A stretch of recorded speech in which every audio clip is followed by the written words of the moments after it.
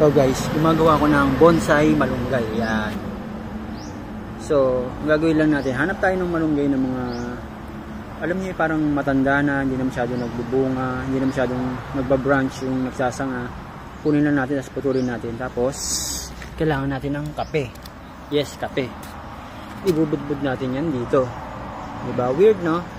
Sounds weird, pero ano yan, prevention yan para hindi amagin yung ilalim. Yan. Kasi papahid natin yung kape. Diba kahit anong uri ng kape ha, pwede yan. Yan. And then next, kukuha tayo ng lupa. Yan dito. Sa mga ganito, ito pwede na to, yung mga ganitong paso. Maliit lang naman eh, kasi bonsai lang naman. Lagyan lang natin ng lupa.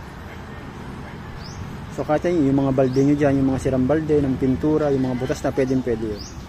Mas butasan lang natin sa ilalim para medyo hindi naman naiipon yung tubig sa ilalim at hindi nalulunod yung bonsai natin.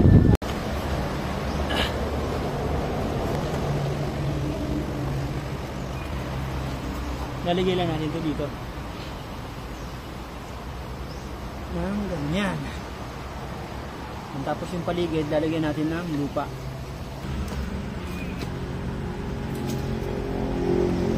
And so, ito na yung ating finished product. Yan. Antayin na lang natin siyang magsanga. Diba? So, yun din guys, mga putol-putulin din natin yung mga bulok na ganito. Pwede natin lagarin yan para maganda yung pagkakatubo.